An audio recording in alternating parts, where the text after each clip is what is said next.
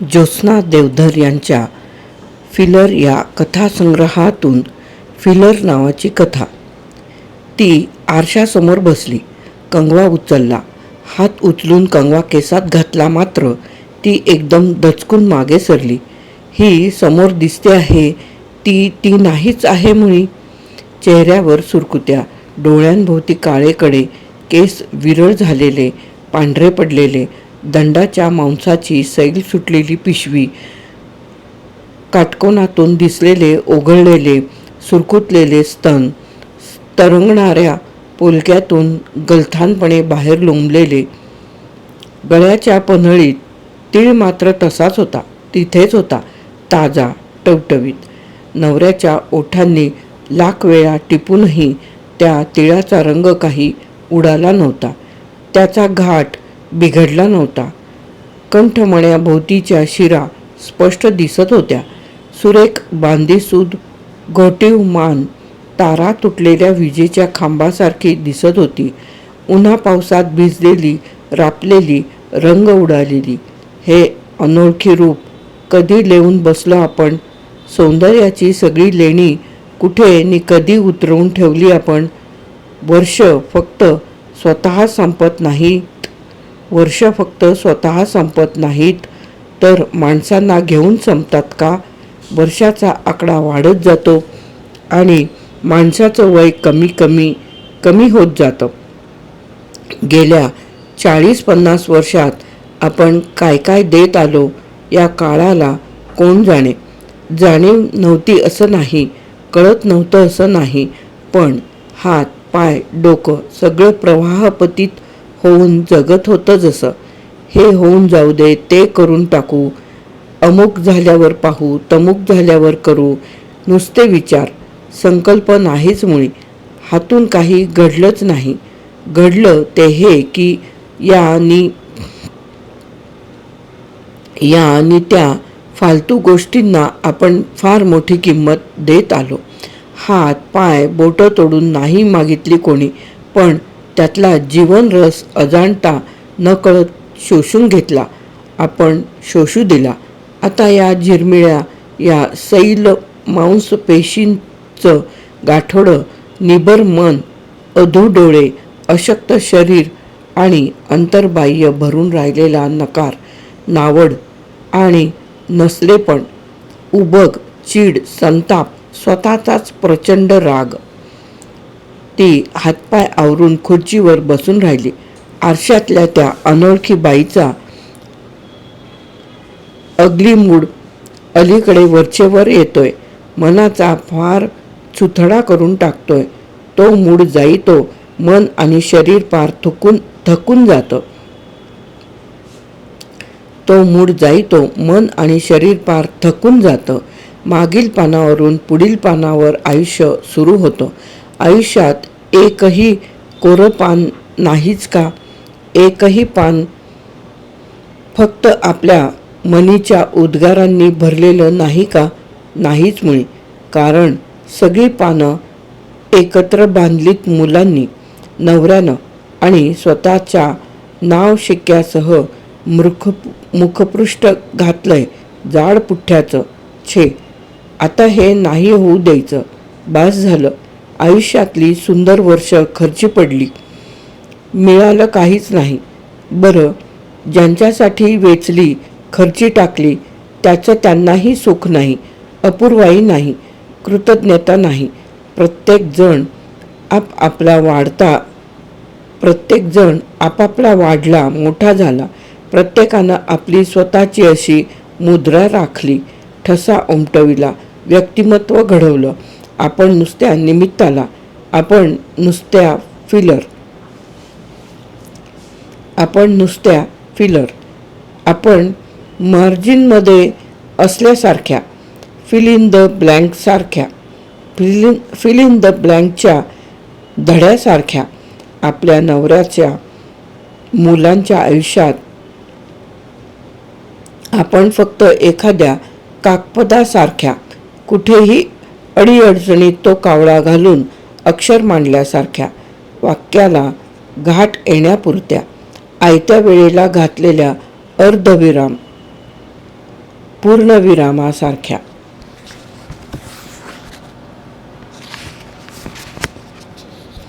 शब्दांना अर्थ लाभतो सहजच, पण आयुष्याला अर्थ लाभावा तो कसा तेच कळलं नाही.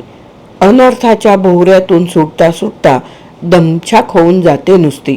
पण आता हे सगळं काहीही होऊ द्यायचं नाही. समोर आरशात दिसणाऱ्या बाईच्या या अवस्थेला आपण स्वतःच कारणीभूत झालेलो आहोत. ए बाई, ये बाहेर ये. अशी नको ग दिसूस सर्वार्थानं लुबाडल्यासारखी, उद्ध्वस्त झाल्यासारखी, संपून आटून गेल्यासारखी, नुसता मातीचा रांदा, ओबडधोबड नुसता अस्तीचा मज्जांचा चिखल. शी, किळस येते मला तुझी. राग राग येतोय तुझा. दूर हो माझ्या डोळ्यासमोरून. मूर्ख कुठली. कुणाला म्हणतेस ग मूर्ख. आरसा बोलू लागला होता. कुणाला म्हणतेस ग मूर्ख. तुझ्या मध्यमवर्गीय चौकटीतून बाहेर येण्याचा कधी प्रयत्न केलास? शिकलीस, डिग्र्या मिळवल्यास, पण या चौकटीत स्वतःला बंदिस्त करताना डोकं उंबऱ्याबाहेरच ठेवून आलीस.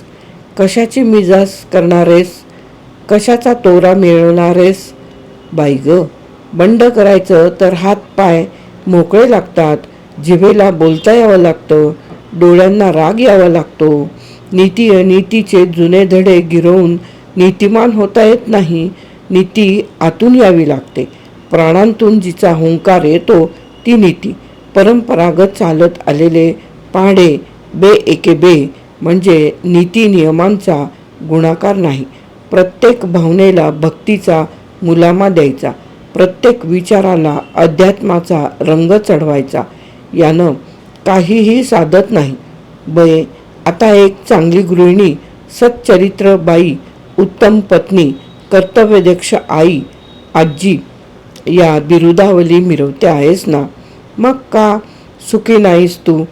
हेच तर तुला हवं होतं. आपल्याकडल्या बाईला याहून जास्त काही नको असतं. खरं तर तुला हे जे सगळं मिळालं ते पण तिला मिळत नाही. असंच सगळं गमावून ती बसतेच. पण असल्या फालतू का होईना त्या बिरुदावल्या पण तिच्या नशिबी नसतात. तू तर त्या मानानं किती भाग्यवान आहेस. दारावरची बेल पुन्हा वाजत होती. हातातला कंगवा केव्हाच गळून पडला होता. ती दचकली, पटकन उठली. उठताना गुडघ्यात कळ आली, कंबर अडकून बसली. चष्मा पण हाताशी नव्हता. बेल पुन्हा वाजली. दुखरे पाय आहेत. कमरेवर हात ठेवत ती भराभरा चालत दरवाजापर्यंत आली. दार उघडलं. किती वेळ लावते ग तू दार उघडायला? नातू म्हणाला. धाडकन आपटत वाऱ्यासारखा आत गेला.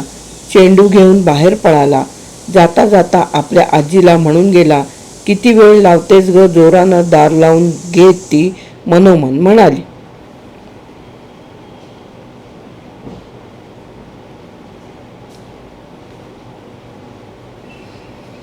छान, आता तूच राहिला होतास. तू पण बोलून घेतलं. दार जोरात लावल्यानं भिंती हादरल्या होत्या. तेव्हा न कळत तिचं काळीज पण लक्कन हल्लं होतं. एकदम बसल्या बसल्या तिच्या मनात आलं, आपण काहीतरी काम केलं पाहिजे. घराबाहेर पडून स्वतःला तास 2 तास गुंतवून घेतलं पाहिजे. पैसे न का मिळेनात, थोडंफार घराबाहेर राहायला मिळालं, दुसऱ्या माणसांत वावरायला मिळालं तरी मनावरचं मळप कमी होईल. त्याच त्या आयुष्याची घडी आपणच मोडून टाकली पाहिजे. आपला संसार झाला. सुनेनं आता तिचा संसार सांभाळावा. शारंगपाणी बाईकडे जावं. त्या अजूनही या वयात 1000 कामं करत असतात. त्यांच्याकडे एखादा प्रोजेक्ट असणारच आपल्या योग्य असा. मनात येताच ती परत आरशासमोर येऊन उभी राहिली. भराभरा केस विंचरले, बांधले, कपडे बदलले आणि बाहेर जायला निघाली. पण घरात तर दुसरं कोणी नाही. नातू खाली खेळतोय. सून आपल्या भरोश्यावर त्याला ठेवून शाळेत शिकवायला जाते. मुलगा, नवरा सगळेच यायचेत बाहेरून.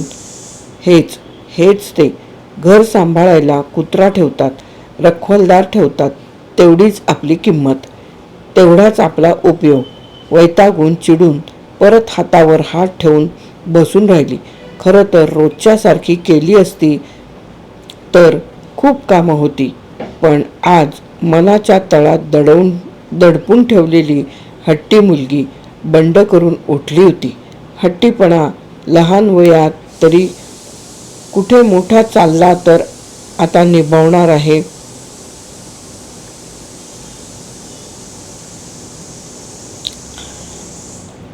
आपला हट्टी स्वभाव. पण बाबांनी मारून मारून तो वठणीवर आणला. आईनं उपाशी ठेवून वळण लावण्याचा प्रयत्न केला. वळण लागलं की नाही कोणास ठाऊक, पण कण्यात असलेला तो धागा तो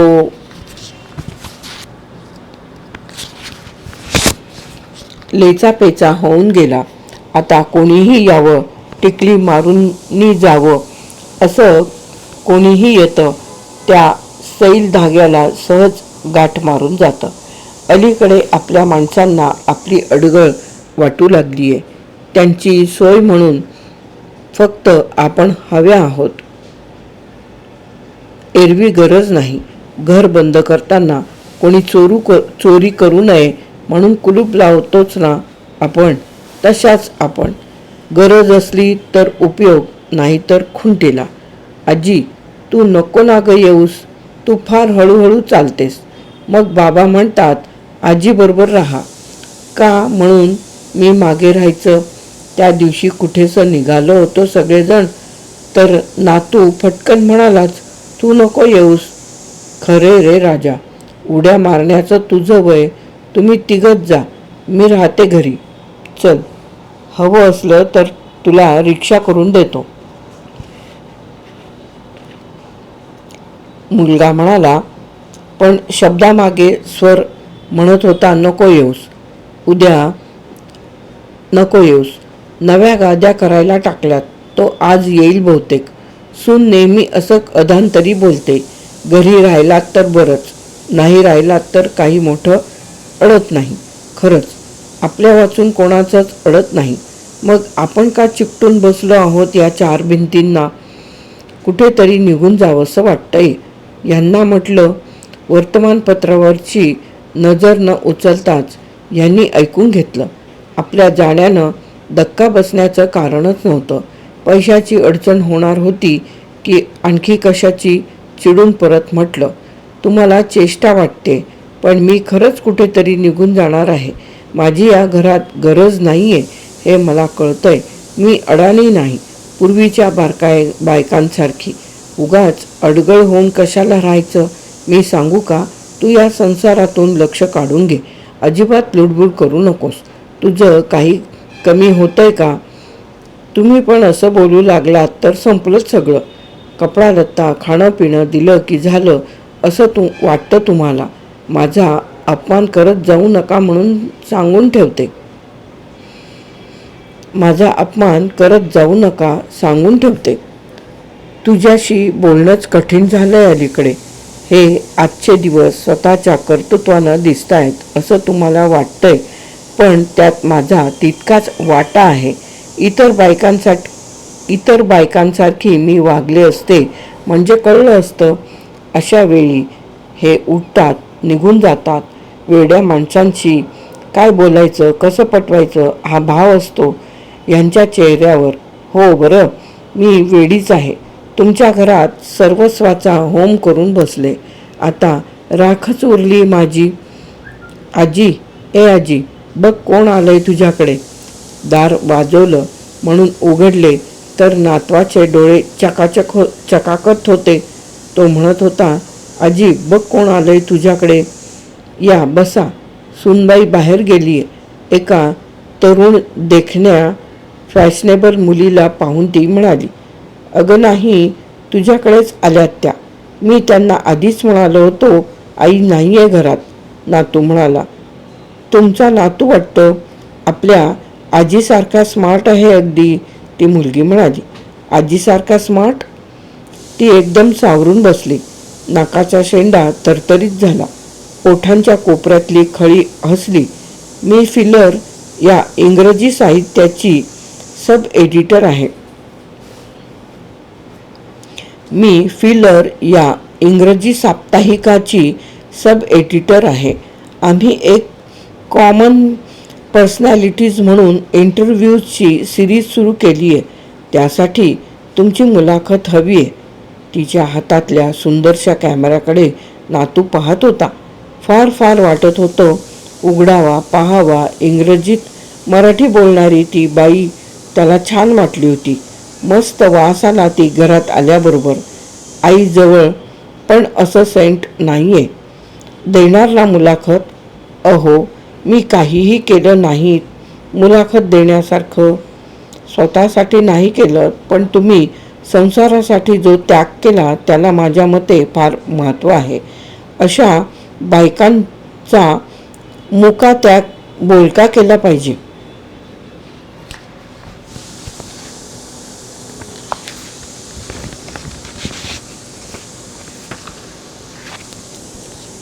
छे हो, माझ्यासारख्या बायका घरोघरी भेटतील. तुम्हाला BAला गोल्ड मेडल मिळालं होतं ना? हां, मी आता ते विसरूनही गेले. तुम्हाला कोणी सांगितलं? अहो, आम्ही लोक अशा माणसांच्या शोधात असतो. आमच्या टेबलापर्यंत हवी ती माहिती चालत येते. ती गोडगोड बोलत होती. हातातल्या कागदावर काही बाही टिपत होती. मराठीत एवढा सन्मान मिळवलात, त्यानंतर काही लिहिलं नाही? नाही, लिहिते नाही असं नाही, पण अगं बाई, अजून लिहिता? मग कुठे छापलं नाही गेलं ते? फार वर्षांनी हातात पेन धरलंय. आता या पिढीला लागतं तसं नाही लिहिता येत. संसार करायचा नादात माझी डिग्री, बक्षिसं मीच विसरून गेले. कोण छापणार आणि का म्हणून काय द्यायचं होतं ते संसार पाठीवर उधळून दिलं. त्यागाचा, कर्तव्याचा कैफ होता. आता ती धुंदी पण राहिली नाही. खूप रीते पण आलंय. तिचा तोल सुटल्यासारखा झाला. परक्या बाईला आपण काय सांगावं काय नाही याचा विवेकच राहिला नाही. मगापासूनची मनातली रुखरुख बोलून टाकली. मी एवढं केलं या संसारासाठी, पण त्याची कोणाला किंमत नाही. आधी सासूनं मनासारखं वागायला लावलं. आता सून आपल्या मनाप्रमाणे वागून मनस्ताप देते. आपलं आयुष्य म्हणजे लोंबकळणारं दोडकं. अधांतरी धड जमिनीवर नाही, धड शेंड्याला नाही. त्या मुलीनं आणखी काही प्रश्न विचारले. भराभरा 2-4 फोटो काढले. आता पुढे काय करणार आहात? म्हातारपणी काही विशेष असं तुमच्या सारखीच्या मनात असणारच. मनात ढीग आहे. उपयोग काय त्याचा? ते गोल्ड मेडलसुद्धा जवळ नाही आहे.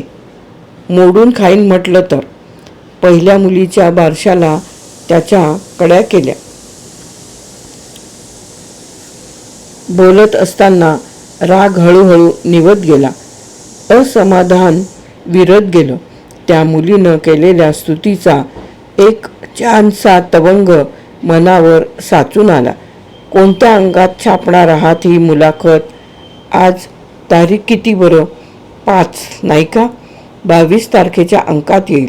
अगं बाई, म्हणजे आलंच की. हो ना आजी, तुम्ही अगदी छान मोकळेपणानं बोललात. हे तुमच्या या इंटरव्ह्यूला निराळाच अँगल मिळाला. यशस्वी गृहिणीची वाटचाल किती अडचणीतून होते हे तर कळलंच, पण महत्त्वाचं म्हणजे त्यासाठी तुम्ही किती गमावलंय आणि त्याची किती तीव्र जाणीव, खोल सल, अमर्याद असमाधान, मुक्तीची लालसा तुमच्या मनात आहे हे तुम्ही किती छान निस्पष्टपणे सांगितलं. थँक्स. हे फिलर चांगलंच क्लिक होणार. आपला कॅमेरा बंद करत कागद सावरत ती मुलगी निघून गेल्यावर नातवाची आजी भानावर आली. नवरा आला, मुलगा, सून आली. लहान सहान तक्रारी सांगणारा नातू सगळ्यांना आल्या आल्या सांगेल आजीचे फोटो काढले म्हणून, पण तो विसरून गेला. कोणी काही विचारलं नाही. हिनं काही सांगितलं नाही. मन अस्वस्थ होतं. आपण नको ते सांगत बसलो. त्या बाईनं काही उलटं पालटं लिहिलं तर पंचायत. ती मुलगी म्हणत होती, आमचं हे इंग्लिश साप्ताहिक परदेशात सुद्धा जातं. त्या लोकांना आपल्या इंडियन वुमनबद्दल फार कुतूहल आहे. तुमची ही मुलाखत म्हणजे भारतीय स्त्रीचा त्याग आणि आता तिची मुक्तीसाठी चाललेली धडपड अगदी प्रतिनिधिक ठरेल. आज एक बाई आली होती. ती शेवटी न राहून नवऱ्याला म्हणाली, हो का? त्यानं जास्त काही विचारलं नाही. अहो, माझी मुलाखत घेतली तिनं. फिलर नावाचं इंग्रजी साप्ताहिक आहे त्यासाठी. हो का? अरे वा. बस, या पलीकडे त्यानं काही उत्सुकता दाखवली नाही. तिचं तोंड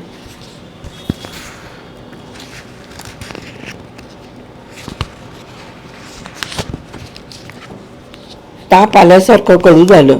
ती गप्प बसली. काही सांगावं वाटलंच नाही. दुसऱ्या दिवशी नातू आपल्या आईला सांगत होता, काल आजीकडे एक बाई आली होती. असा मस्त सेंट लावला होता. आधी सरळ उभा राहा. किती वळवळ करतोस रे?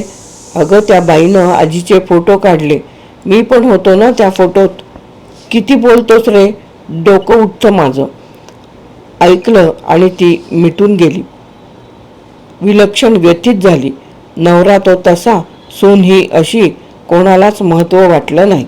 2 दिवसांनी मुलगा एकटा पाहून ती म्हणाली, अरे, परवा त्या फिलर साप्ताहिकाची सब एडिटर आली होती. तिनं माझी मुलाखत घेतली. काय म्हणून? तू काय केलं एवढं मुलाखत घेण्यासारखं? ती थिजून गेली. मनोमन स्वतःला लाख शिव्या घातल्या. आई, कधीही कुणाला इंटरव्ह्यू देऊ नये. आपण बोलतो एक, ते लिहितात दुसरंच. त्यांची फुकटात पानं भरतात. तुमच्या जीवावर पैसे मिळवतात. ती गोंधळलेल्या मनस्थितीत फिलरची वाट पाहत होती. मुलगा म्हणतो तसं खरंच त्या मुलीनं काही बाई लिहिलं तर, आणि आपण तर सगळा राग, असमाधान, नैराश्य मोकळेपणानं बोलून टाकले. उद्या या मुलीनं माझा नवरा बेफिकीर आहे, मुलाला किंमत नाही, सुनेला पर्वा नाही, अशा शब्दात आपलं म्हणणं मांडलं तर, एका कर्तव्यदक्ष पण दुःखी बाईची कहाणी असा मथळा दिला तर हे रागाच्या भरात काय काय बोलतील, कोण धिंगाणा घालतील, कल्पनाच करवत नाही. यांचा स्वभाव माहीत आहे का आपल्याला? राग आला, यांचा स्वभाव माहीत नाही का आपल्याला? राग आला की महिना बोलायचेच नाहीत. वागण्यात खूप तुच्छता, तिरस्कार, परकेपणा दाखवतील. तो आपला मुलगा वाद घालत बसेल, प्रत्येक शब्दाची चिरफाड करील. तू असं सांगितलंच का म्हणून आपल्यालाच जाब विचारेल. ती सून नुसती एकदा भेदक नजरेनं पाहिल, बोलायची नाही एक शब्द. विचार करून डोकं फिरायची वेळ आली. झोप उडाली. खूप उदास वाटत राहिलं. वाटलं काहीतरी व्हावं आणि तो अंक येऊच नाही बाजारात. अंक आला. नेहमीप्रमाणे घरात कोणी नव्हतंच. फिलरचा तो अंक न उघडताच धडधडत्या छातीनं ती बसून राहिली. मग उघडला. फोटो तर खूपच बोलके होते, छान होते. आपल्या शेजारी उभा नातू कसा गोड दिसतोय. चष्मा घातलाय, पण त्यामुळे चेहऱ्यावर ग्रेस, पॉईज दिसतोय. तारुण्यातल्या खूप खुणा स्पष्ट दिसतायत. मुलाखत वाचली, छान होती. त्या मुलीनं मोठ्या आकर्षक पद्धतीनं तिचे विचार मांडले होते. भाषेत कटुता नव्हती, मांडणीत निराशा नव्हती, तर स्वकर्तृत्वाचा दिमाग होता, तृप्ती होती. मुलाखतीचं कॅप्शन देताना तिच्या गुणांना, त्यागाला छानच झळा दिला होता. तिनं तो अंक छातीशी धरून कुरवाळला. घरातल्या माणसांनी वाचावा, पाहावा म्हणून ते पान उघडून टेबलावर मांडून ठेवलं. संक्रांतीला हलव्याचे दागिने मांडून ठेवावे असा. घरातली माणसं येण्याची ती उत्सुकतेनं वाट पाहत राहिली. घरातली माणसं येण्याची ती उत्सुकतेनं वाट पाहत राहिली. ज्योत्स्ना देवधर यांची फिलर ही कथा येथे समाप्त. फिलर, ज्योत्स्ना देवधर.